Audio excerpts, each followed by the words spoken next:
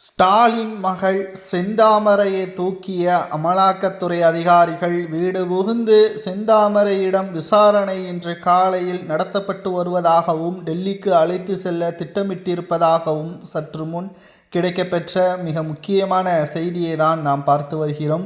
2021 சட்டசபை தேர்தலில் திமுக வெற்றியடைந்ததற்கு பிறகுதான் ஜி2 நிறுவனம், அதாவது ஸ்டாலின் அவர்களது மருமகன் சபரீசன் நடத்தி வரக்கூடிய ஜி2 நிறுவனம் பல கோடிகள் லாபம் அடைந்ததாகவும், இது திமுகவின் அமைச்சர்களது பினாமிகளது சொத்துக்கள் இவரிடம்தான் வாங்கப்படுவதாகவும், ரியல் எஸ்டேட் மூலமாக பல கோடிகள் சேகரித்து வைக்கப்பட்டிருப்பதாகவும், தேர்தல் நேரத்தின் பொழுது அதை தேர்தல் பணமாக மாற்றுவதற்கு தனது மருமகனை ஸ்டாலின் அவர்கள் வைத்திருப்பதாகவும், ஆனால் ஸ்டாலின் அவர்கள் செய்த மிகப்பெரிய தவறு அந்த நிறுவனத்தை செந்தாமரையின் பெயரில் வாங்கியதுதான்.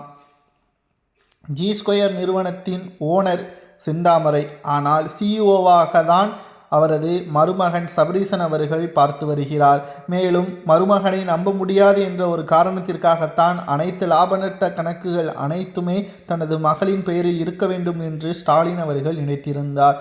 ஆனால் தற்பொழுது அமலாக்கத்துறை அதிகாரிகள் செந்தில் பாலாஜி அவர்களிடம் விசாரணை நடத்தினார்கள் அல்லவா. கடந்த சில மாதங்களுக்கு முன்பாக அவரிடம் இருந்து கிடைக்கப்பெற்ற ஆவணங்களின் அடிப்படையில் செந்தில் பாலாஜியும் ஜி2 நிறுவனத்தில் முதலீடு செய்துள்ளார். அந்த பணம் சரியாக வருமான வரித்துறை தாக்கல் செய்யவில்லை, ஜி2ம் வருமான வரித்துறை தாக்கல் செய்யவில்லை.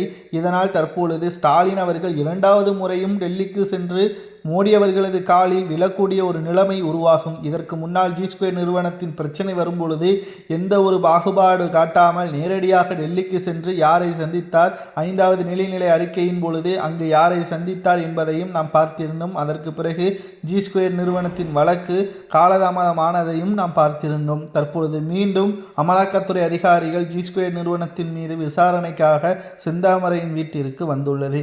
இதில் செந்தில் பாலாஜி அவர்களிடம் இருந்து பெறப்பட்ட ஆதாரத்தின் அடிப்படையிலும் ஜி2 நிறுவனம் சரியான வருமான வரித்துறை தாக்கல் செய்யவில்லை என்ற காரணத்தினாலும் செந்தாமரையை கைது செய்யுமா அல்லது அவரது கணவர் தான் முழு பொறுப்பேற்று அவர் சிறைக்கு செல்வாரா என்பதை இன்று மாலைக்குள் தெரிய வரும். 2026 சட்டசபை தேர்தலில் ஏற்கனவே திமுகவிற்கு அவப்பெயர் இருக்கிறது, திமுக தோல்வியடையும் என்ற அச்சம் இருக்கிறது.